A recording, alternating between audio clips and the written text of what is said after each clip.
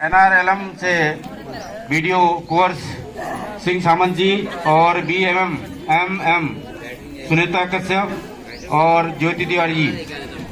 बाल कल्याण समिति CWC से पुष्पा पाठक और पैनल अधिवक्ता श्री विश्वजीत राय, श्रीमती मनोरमा गुप्ता और PLV विकासखंड सितारगंज जिला से मंजू रानी, मनोज कुमार, मंगल सिंह और मंगेश्वरी देवी। नशा बचाओ, ये लोग यहाँ पर आने हैं। ग्राम बचाओ नशा त्यागो अभियान के तहत अभी मीटिंग में आप लोगों ने क्या क्या पहले वो लोग बताएंगे, उसके बाद आप लोगों ने मुद्दा रखना है गाँव के बीच कि अगर इस प्रकार की समस्या हो तो हमने किस गाँव में नशे को तरीके से उसका निवारण करना है। हटाया गया है। जो भी आप लोगों ने यहाँ पर नशा मुक्ति के खिलाफ आप लोगों ने जो मुहिम चलाई है इसके माध्यम से आज उसमें जो भी कमियां मिलती है आपको, जो मिली, कहाँ पर क्या क्या समस्या आ रही है। तो अभी हमारे यहाँ पर मौजूद मंगल भाई जी अपने डिपार्टमेंटल कुछ आपको बातें बताएंगे। मैं मंगल जी को मंच में बुलाना चाहूंगा।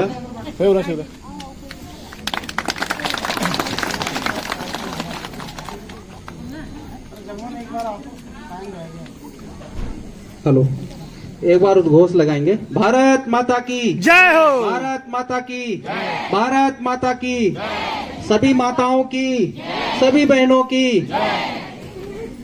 आज ग्राम पंचायत कल्याणपुर के राजीव गांधी पंचायत भवन कल्याणपुर के इस सभागार में हम सभी माता बहनों और बंधुओं भाई आज के इस कार्यक्रम में सब उपस्थित हैं। मैं अपनी ओर से और जिला विधिक सेवा प्राधिकरण से इस कार्यक्रम में आप सभी माता बहनों का हार्दिक स्वागत अभिनंदन करता हूं। जैसे कि हम लोग आज नशा के संबंध में सभी माता बहनें और भाई बंधु इकट्ठे हुए हैं कि इसके खिलाफ हमको कैसे लड़ना है, किस योजना के तहत लड़ना है ताकि हमारे समाज से नशा दूर हो सके। तो इस संबंध में हमारे जो सचिव साहब आएंगे वो आप लोगों को थोड़ा सा राय मशवरा करके इसके खिलाफ हम लोग किस तरह से आंदोलन कर सकते हैं उस संबंध में हम बात करेंगे। तो उससे पहले जो सचिव साहब को आने में थोड़ा सा विलम्ब है, तो उससे पहले जो हमारा विभाग है जिला विधिक सेवा प्राधिकरण, इस संबंध में आप माता बहनों को और बंधुओं को मैं थोड़ा सा जानकारी दूंगा कि यह क्या है और हमें किस तरह से ये मदद कर सकता है।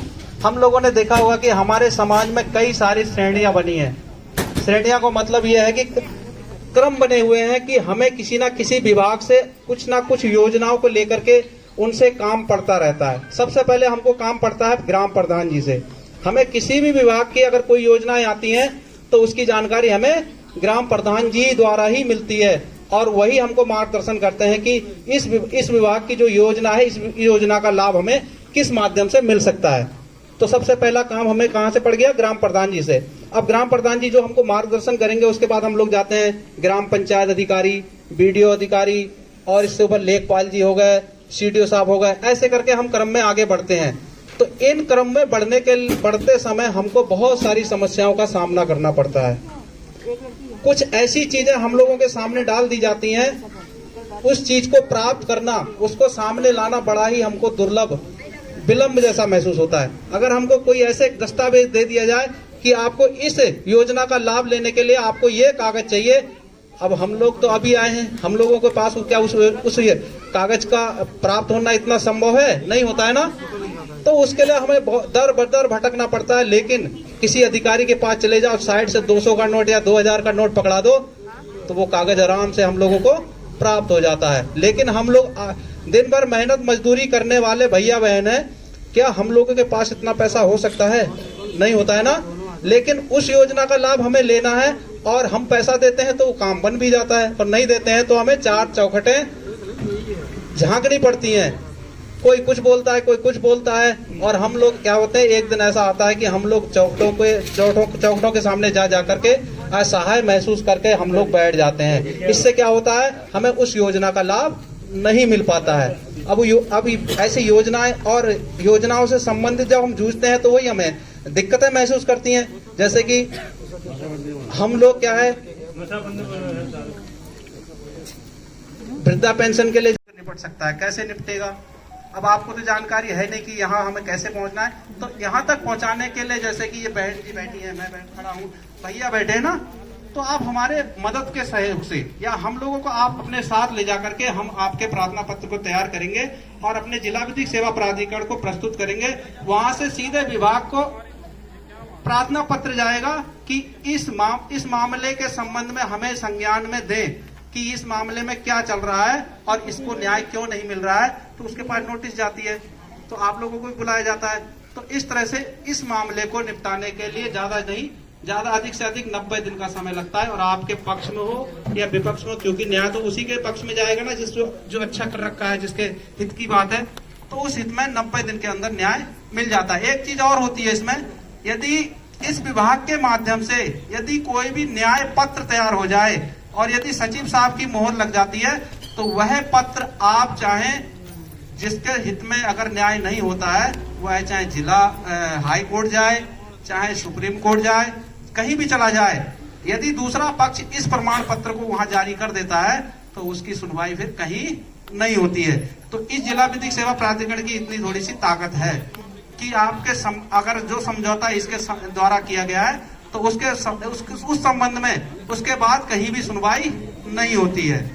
तो ये जिला विधिक सेवा प्राधिकरण था, इस तरह का कार्य था। अब इसमें निपटते क्या क्या है, आप जैसे देखते होंगे कि सड़क दुर्घटना हो जाती है, सड़क दुर्घटना में कोई का सगा संबंधी या परिवार का कोई जन स्वर्गवास हो जाता है, तो उसके क्लेम के लिए हम वकीलों का सहारा लेते हैं। तो वकीलों से आप सब जानते हैं, लाख रुपए मिला तो उसमें 10-20 हजार तो वही ले लेते हैं, इस तरह से चलता है ना।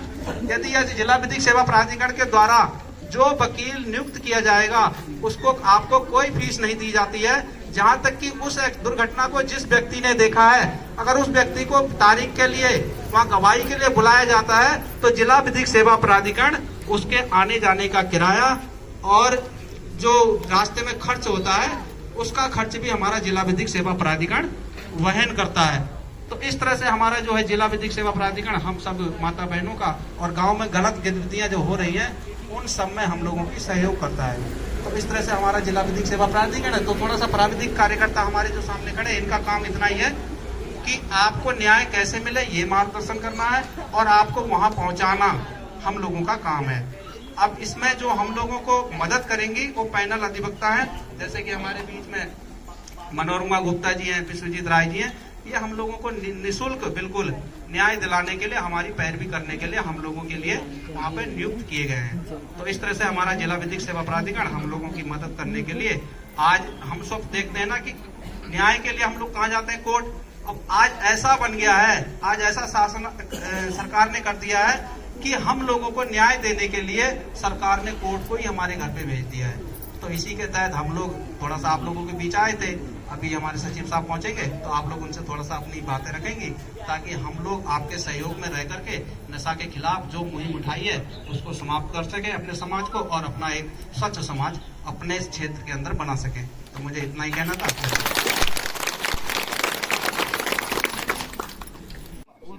लाइन को जाते नहीं, दौड़ते नहीं, जब जाएंगे तभी जो है पता लगता है, ज्ञान होता है। अगर इसी प्रकार से कोई भी मीटिंगें हो, कोई भी जो भी अच्छे काम आते हैं या कोई मतलब नेक काम आते हैं, विशेष काम आते हैं, तो सबके बारे में ज्ञान होना चाहिए।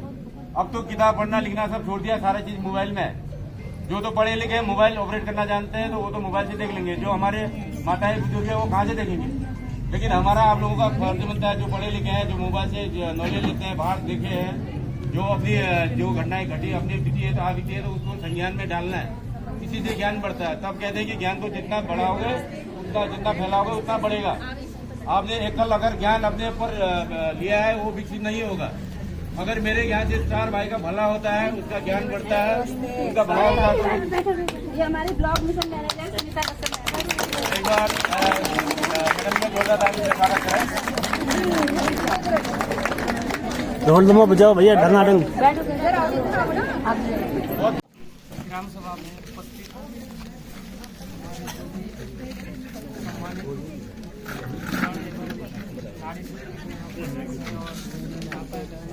ये इन्वर्टर नहीं होगा क्या?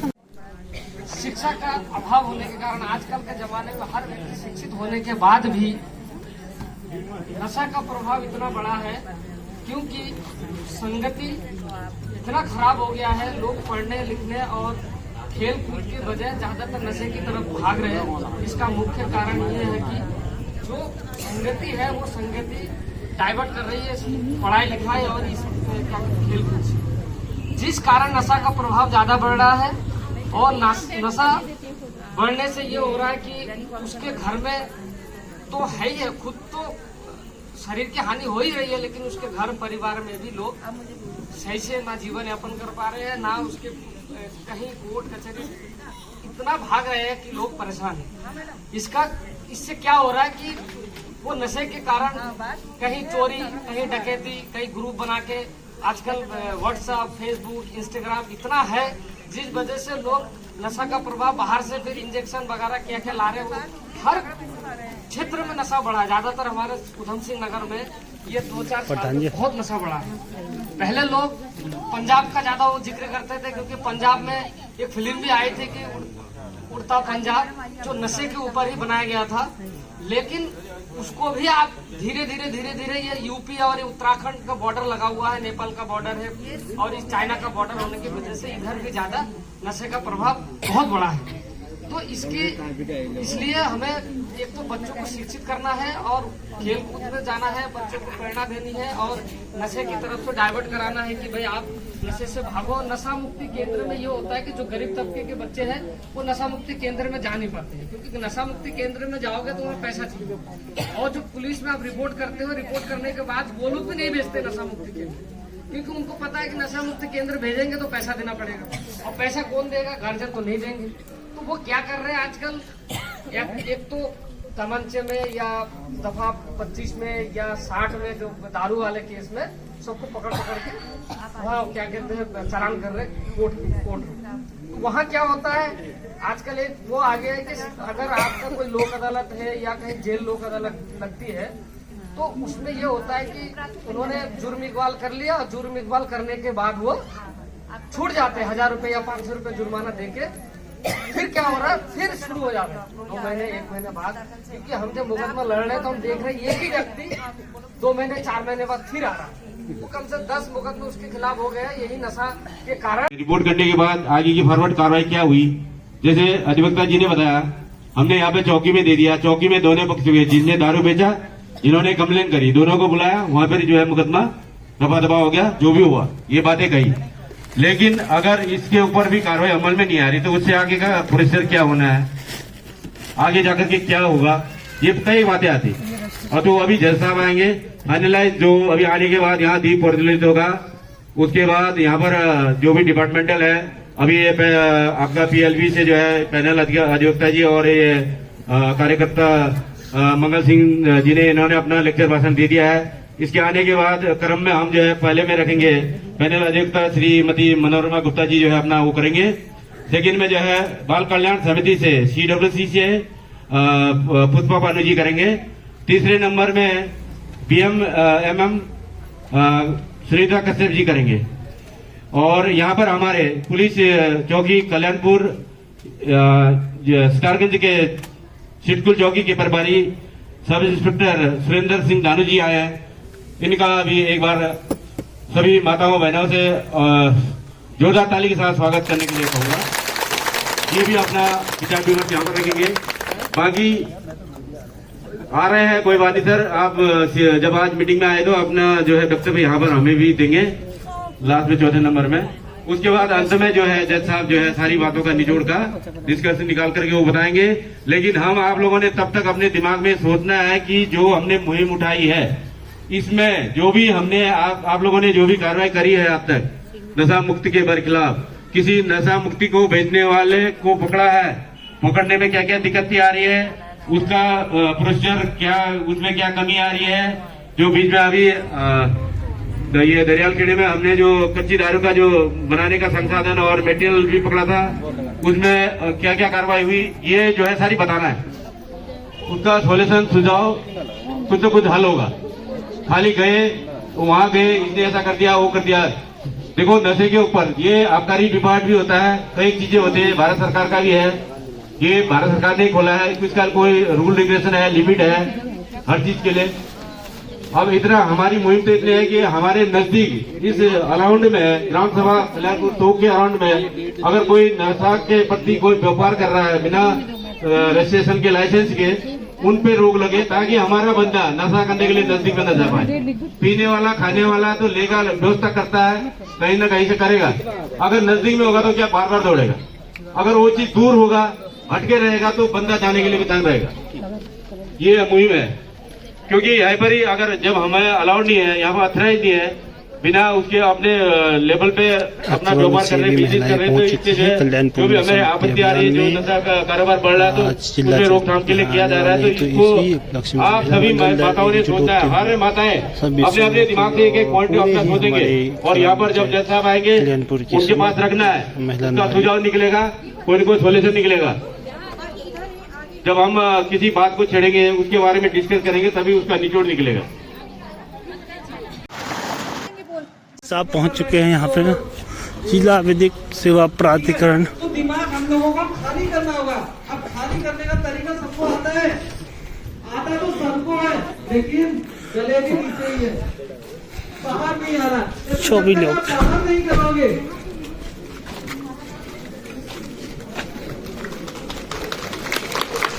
मैं समस्त जनता से अनुरोध करूंगा कि हमारे मध्य मुख्य अतिथि जिला जज नितिन पाठक जी का जिला जज हम लोग जोरदार ताली से स्वागत करें।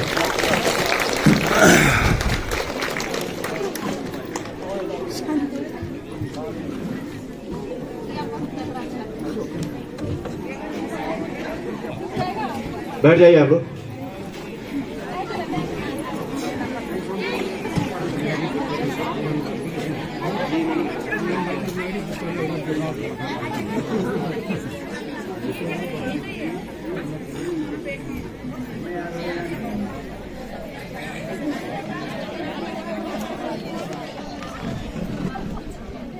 तो सभी महिलाओं ने अभी स्वागत किया है।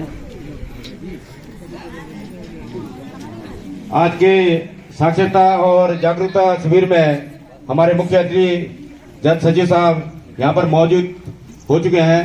बाकी डिपार्टमेंटल यहाँ पर आए हैं, बीडीओ कुंवर सिंह सावंत जी, BAMM सुनीता कश्यप जी, NRLM ज्योति चतुर्वेदी और बाल कल्याण समिति CWC से पुष्पा भानु जी, पैनल अधिवक्ता श्री विश्वजीत राय जी, श्रीमती मनोरमा गुप्ता जी, PLB से मंजू रानी, भरत कुमार जी, मंगेश्वरी देवी और हमारे चौकी इंचार्ज SI सुरेंद्र नाना जी और आंगनबाड़ी से जो है सुनील कुमार जी। हम सभी ग्रामवासी आज के इस मुहिम शिविर में क्रम के शिविर का शुभारंभ करने के लिए, मैं दीप प्रज्वलित करने के लिए मुख्य अतिथि महोदय को अपने बने हुए माता के वहां पर बुलाना चाहूंगा। आप लोग भी सभी जने खड़े हो जाएं दीप प्रज्वलित करने के लिए।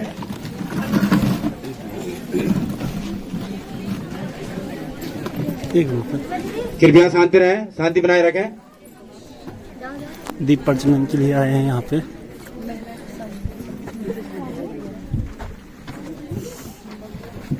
प्रधान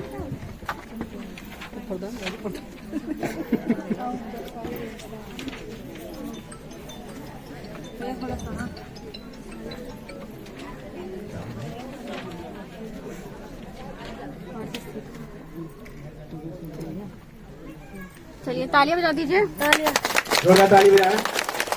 जय बोलो कुलागिरी मैया की, कुलागिरी मैया की, कुलागिरी मैया की। सभी लोग एक ही बुला दो।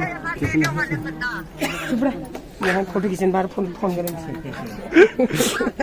मैं फोटो बिगाड़ दिया मेरे। यहाँ मेरे फोटो बिगाड़ दी। चुप रहा।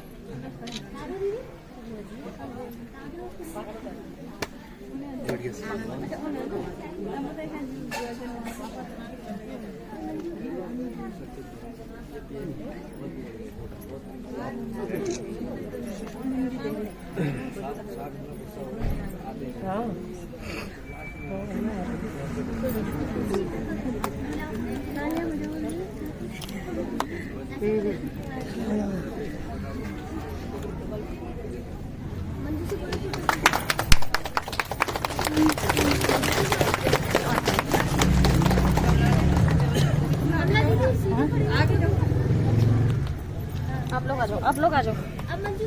अच्छा ठीक। सभी का टीका लगा के स्वागत किया जा रहा है। मैं मुख्य अतिथि महोदय से आज्ञा चाहता हूं कि आगे की कार्यक्रम की रूपरेखा को चलाने की आज्ञा चाहता है। मैं इससे पूर्व कुछ दो चार यहाँ की जो भी समस्या है हमारे मातृशक्ति की जो नशा मुक्ति के उपलक्ष्य में मोटा मोटा जानकारी देना चाहूंगा।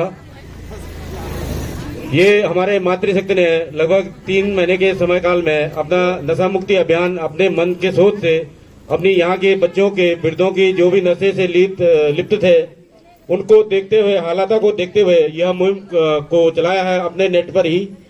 और साथ साथ ही जो भी यहाँ पर हमारे अराउंड में गांव के नजदीक चारों तरफ जो भी नशा मुक्त अफीम है, गांजा है, भांग है, धतूरा है या शराब है, जो भी यहाँ पर अपना व्यापारी कर रहे थे उन लोगों को इन लोगों ने अपने नेट पर घर घर जाकर उनको प्यार से समझाया बुझाकर उनसे रिक्वेस्ट कर करके कुछ लिखित नामा कर करके समझा करके उनके ऊपर रोकथाम की कार्रवाई करना शुरू किया।